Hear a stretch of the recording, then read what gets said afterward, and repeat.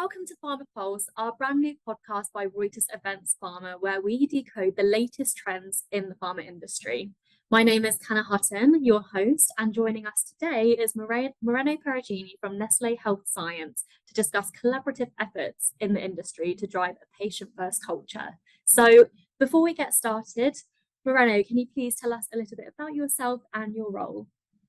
Totally, Hannah. Thank you for making time. My name is Moreno Perugini. I spent the first 20 years of my career in established pharma, studied in Pfizer, then Sanofi, Lilly, Novartis, AbbVie, and so on. And then 8 years ago, I joined Nestlé Health Science as I was attracted by the idea of catering to patients' healthcare solutions, which includes pharmaceuticals, but also goes beyond that. Currently, I'm the president of the pharmaceutical division for Nestlé Health Science, as well as active and medical nutrition divisions. Fantastic. Thank you so much. So I think it's time we get straight into today's discussion, of which views are, of course, expressed in this podcast or those of the individuals being interviewed. So my first question, Moreno, is can you please elaborate on the collaborative efforts within your teams during the early stages of clinical development to navigate, regulatory and compliance challenges that emerged later in the process? That is always a several dollars question, right? I mean, we know since several years by now, Kana, the importance of establishing successful cross-functional collaboration on an asset as soon as possible. Ideally, really in the phase one or early, really, to be able to start sharing and creating that consensus of what good look like. I think this is particularly true for disease state, as it is for C. diff, that are less well known. We know that C. diff, Clostridium difficile, that is what the partnership with Series is about. It's actually a pretty rare disease, but happening very commonly in a lot of different settings and across different healthcare professionals. We are lucky to have a strong partner in Series Pharmaceuticals that led the clinical development in collaboration with Nestlé Health Science, clinical and regulatory team. I would say that the key component has been really understanding what indication we're looking after and what was the evidence necessary. And the main challenge here has been that most of the treatment available today for C. diff, they look at the active phase. They do not look at avoiding the recurrence, which is actually, or delaying the recurrence, which is actually the biggest unmet need.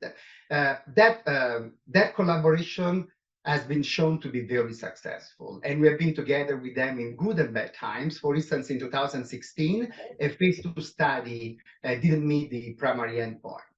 And it happens in development, yet it was necessary for us to go back to the drawing board and understand where do we take it from here.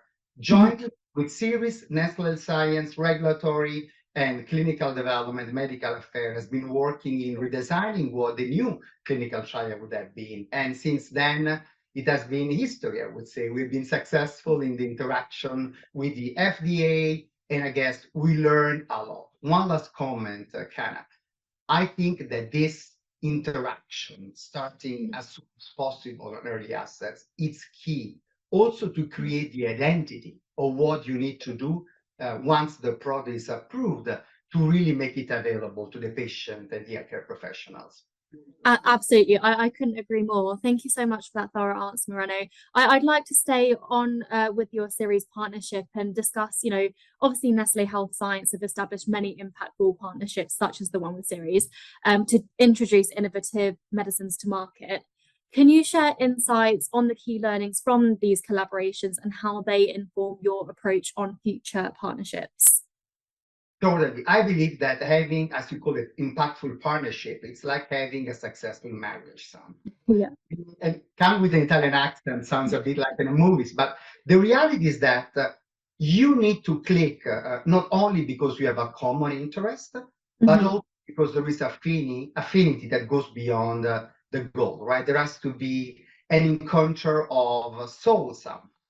Both Nestlé Health Science and Series are deeply committed to bring to market innovative, groundbreaking technologies in the field of GI and gastrointestinal.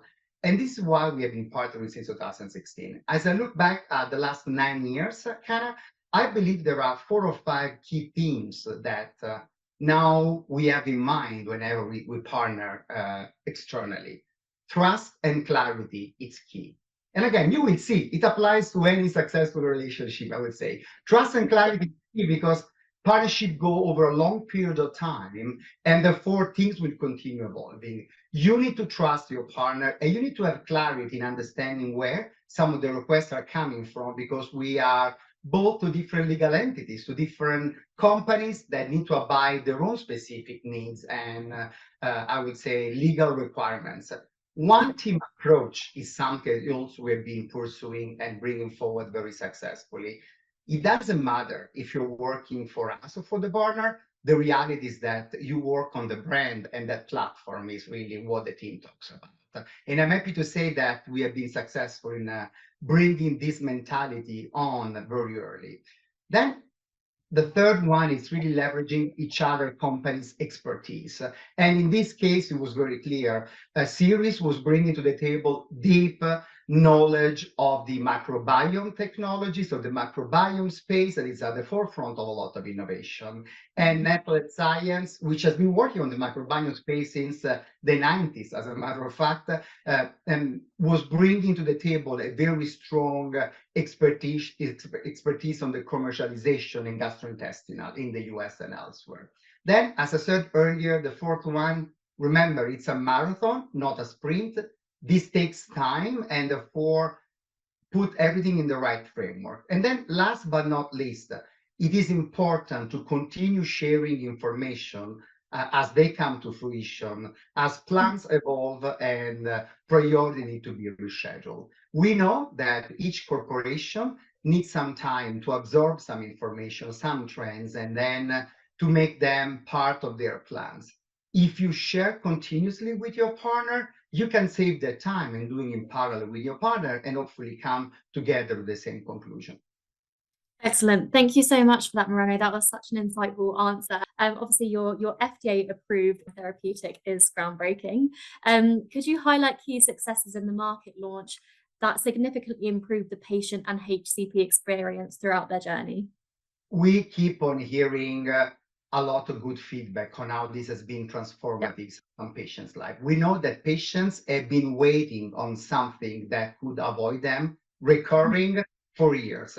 And we know that just because healthcare professionals, patient associations, key opinion leaders keep on telling us, well, I had patients waiting on this forever. I think that we are very excited with the commercial performance we observed in the US in the last 7 months, literally a few months ago.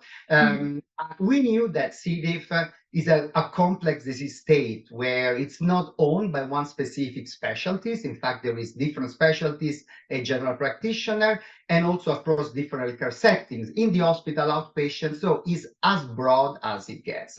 And we have really two main focus, I would say. One is our ability to find doctors and patients so that we could make an impact as soon as possible. And the second one, as always in the US, is what would have been payers' reaction to this innovation? Because when you are at the forefront of innovation, there is always a challenge how to deal with that, right? Because new, it's hot and exciting, but difficult to deal. Regarding the first part on the HCP, we are very happy kind of to report that we saw as a doctor prescribing a much higher number than what we expected. And interestingly enough, this was coming not only from specialists, but also from broader healthcare professional community. We had concern related to how much to explain on microbiome. Microbiota is a complex and yet and still in development, if you like, topic. Well, the answer is very clear from the community. It works, it's safe, I have patients that need it, I want to use it. And we are very excited to see such a very good uptake. And again, even more importantly, such an important impact on patient lives. So first lesson learned, preparing the market with the right medical affair education and compliance the right way, it is key. And we started this effort 3-4 years ago together with the scientific community and the patient association. To the second part regarding the payer reaction, we have been very excited to see that payers have been embracing innovation. I do believe that they realized and we've been able to share data with them. More to come at the coming DDW as we bring more health economic data. We know that each event of recurrent Clostridium difficile adds up with a lot of money. We know that a recurrent patient costs in between $155,000 and $200,000+. So our innovation was able to bring the right health economic story and the significant quality of life impact. Overall, Kana, I think that the world is eager to see more innovation in the microbiome space, and everyone is looking for additional indications or additional disease state that can be successfully addressed by harnessing the power of microbiome. Fantastic. Thank you so much for that answer, Moreno. You touched upon so many exciting things that I'd love to ask you more questions about, but that is all we have time for today. So no, thank you so much for that answer. I'm actually going to put you on the spot here, Moreno. If you had to kind of summarize everything that you just mentioned, what would be your kind of one key takeaway that you'd provide for those listening into this podcast about everything that you just mentioned? I know you said earlier that everything should be seen as a marathon, not a sprint, which I think is quite a nice way to summarize everything. But how would you yourself, bring this to a close with just one key takeaway? I really believe that keeping the focus on what makes the difference, that is the impact on the patient. If you have right evidence, the right investment strategy, and you're honest on what the drug can do, I think that the world will understand, and the entire healthcare system will flex in the right way to make it happen, because we're all here to make that impact. Absolutely. And I think that ties really nicely with the kind of element of trust that you spoke about earlier as well. So really, really great closing comment there. Thank you, Moreno. So yeah, thank you so much for today's discussion. And that is a wrap of today's episode of PharmaPulse. Your feedback is invaluable to us. So please do subscribe and review the podcast and let us know what you'd like to hear next. You can also connect with us on LinkedIn at Reuters Events Pharma, or visit our website at reutersevents.com/pharma.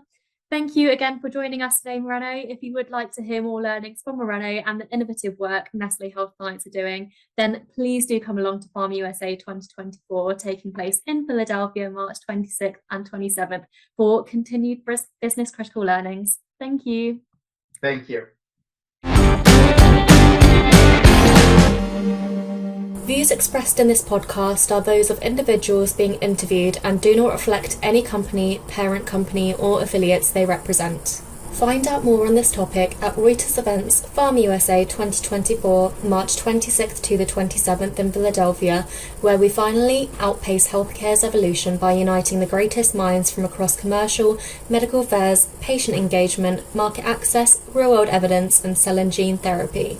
For more information, please visit reutersevents.com/pharma-USA.